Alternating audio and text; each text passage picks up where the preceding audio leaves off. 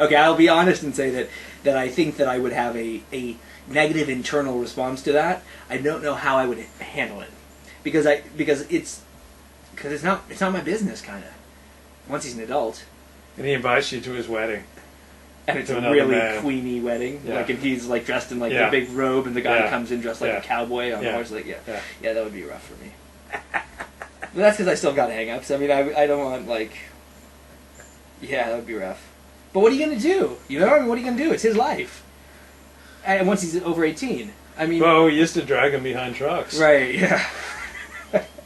There was a lot less of it going on after we did that a few times. Yeah. It became taboo. But in this touchy-feely culture, no longer allowed to drag him behind trucks. About feelings, they're talking about feelings. Yeah, always talking about feelings. You'll have some feelings after drag behind my van. Right. Down Pico Boulevard. But no, I mean, I don't. It's just not my. This is how. I've known too many. Also, I've known too many gay guys. Like, it's just there's not. I can't pretend they're. I It would be my problem if I had those feelings. I'd have to deal with them. Right? I mean, do you disagree? You think I'm wussing out by saying that? No. I think you're being very honest. Yeah. I'll give you kudos. Okay. I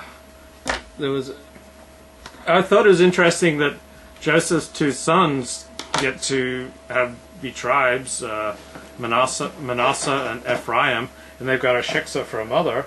So patrilineal descent was cool back then. But now patrilineal descent, you're a goy. Right.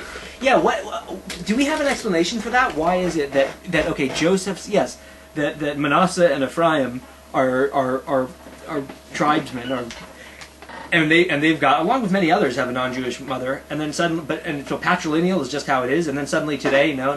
Well, it changed in Talmudic times when Jewish women got raped repeatedly, and so they were no longer so sure of who the lineage was, so they switched to matrilineal descent.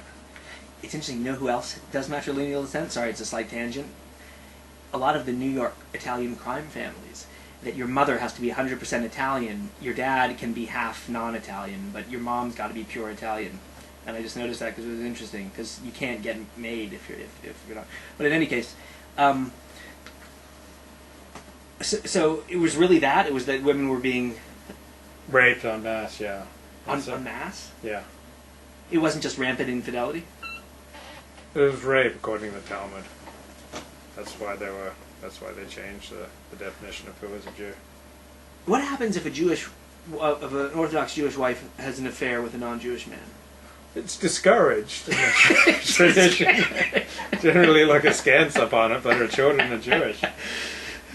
But if she has an affair with like her husband's brother, then I think the children are mamzerim, bastards. Okay. But I don't think the children are bastards if she has an affair with a non-Jew. I had a mamzer scare when I was young. Apparently, in my Jewish school, they were concerned with mamzer, but they did some research and discovered that I was not. Why were they? Well, what gave it away? My mom was married previously, prior to my father, to a non-Jewish man, and had 2 children by that marriage, and then married my father. And you were born 2 months after the wedding. And I hadn't even considered that angle, but no, something about the whole thing concerned one of my teachers. Her name was Shlomit, and she was really upset because she thought that it sounded like I was mamzer. But then she found out what she needed to find out and talked to a rabbi, and she said, no, he's not a mamzer, and she was okay. You Facebook friends with Shlomit today? No, I would be if she's out there. Maybe she is. You Facebook friends with any of your former teachers? Yes. You are? Yeah. Teachers from high school? No, a couple professors from college. Okay. No, but not high school. But that's interesting. I would if they were out there. Maybe they are. I should check. But Well, you had a lot of points written down, so you made one. So, well, no, I made more than one. Because then you go through it, and then I say my things, and then that's. So we've gone through several of your points that you had written down. Well, okay. Here's another one. Here's one of the other ones that we didn't touch upon. And okay, so the idea of the 7, there's 7 let me see how it's worded. 7 healthy ears of corn growing from a single stalk. Mm-hmm. So the idea is that, or as I read in one place, is that you cannot separate your life. You cannot compartmentalize in the end. Mm-hmm. Your business life, your life at shul, your life at home, your life with women, all of it is one. Ah, that's interesting. And you cannot... There are no distinctions, no matter which ones you try to put there. It's just you. Right. It's just you doing your thing, and your thing has got to be your thing. And I thought that was interesting, and I wasn't sure how I felt about it. What do you? I mean, that's interesting. What do you feel like you can in your life? Have you felt able to separate? I don't know. Have you felt the need to separate different parts of your life? definitely have almost always felt the need to separate different parts of my life. And I've never felt comfortable bringing people from various parts of my life together in the same way today. Interesting. Because I think I was the same way at some times. I remember mentioning to a... do you mind if I mention that I go to therapy? No, go ahead. Okay, so I do weekly see a therapist. And I mentioned to her that in high school once I had done something very unkind or not thoughtful to a young lady friend of mine, and she came to my house. Good rape. No, it was insensitivity in the aftermath the of therapist notified law enforcement. Right. No, at one point I did ask my therapist what are her legal responsibilities, but in any case, no, I was very insensitive, wildly insensitive in the aftermath of a coupling with this woman, and she came to my house to tell me she thought that my behavior was wrong.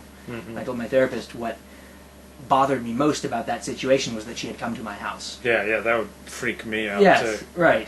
I don't know, it was like I would have been happy to have that conversation with her at school or anywhere else, or I mean whatever, just don't come to my house.